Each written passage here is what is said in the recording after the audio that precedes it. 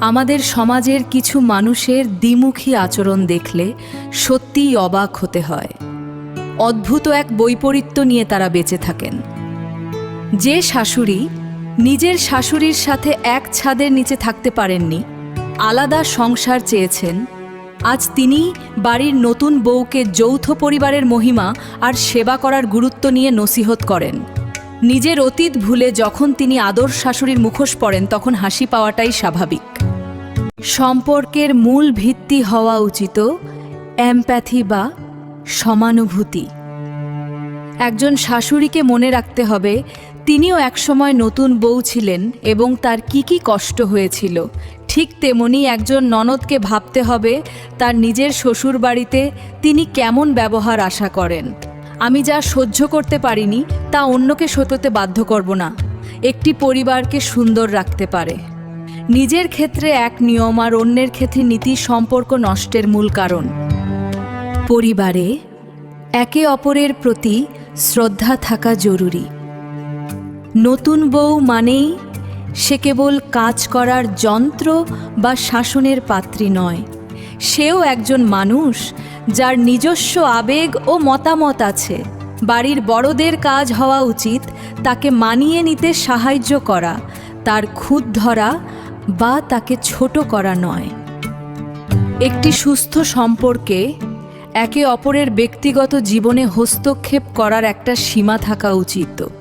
বিশেষ করে ননদ বা আত্মীয়দের উচিত ভাইয়ের সংসারের অভ্যন্তরীণ বিষয়ে অহেতুক নাক না গলানো। মনে রাখতে হবে জ্ঞান দেওয়া সহজ, কিন্তু সেই জ্ঞান অন্যের ওপর জোর করে চাপিয়ে দেওয়াটা অত্যাচার। অন্যকে দোষ দেওয়ার আগে প্রত্যেকের উচিত নিজের আয়নায় নিজেকে দেখা। আমি নিজে কতটুকু আদর্শ পালন করছি, এই প্রশ্নটির প্রতি কঠোর ক্ষমতা কমে যায়। সংসার মানেই তো ত্যাগ আর ভালোবাসার জায়গা। এখানে শাসন দিয়ে নয়, বরং ভালোবাসা আর ত্যাগের মাধ্যমে একে অপরের মন জয় করতে হয়। যখন পরিবারের সবাই নিজ নিজ দায়িত্ব পালন করবেন এবং নিজের ভুলের জন্য অন্যের ওপর চড়াও হবেন না, তখনই একটি বাড়ি প্রকৃত অর্থে শান্তিময় হয়ে উঠবে। জ্ঞান দেওয়া নয়, বরং পাশে দাঁড়ানো মনুষ্যত্ব।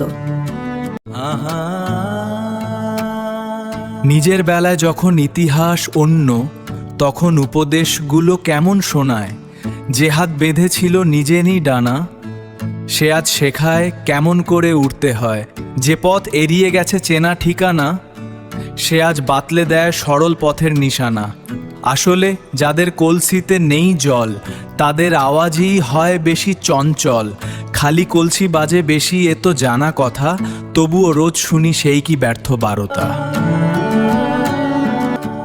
যাদের নিজেদের ঝুলিতে কোনো আদর্শ নেই, যাদের নিজেদের আচরণের কোনো ঠিক নেই, তারাই অন্যকে শাসন করতে বা জ্ঞান দিতে বেশি পছন্দ করেন।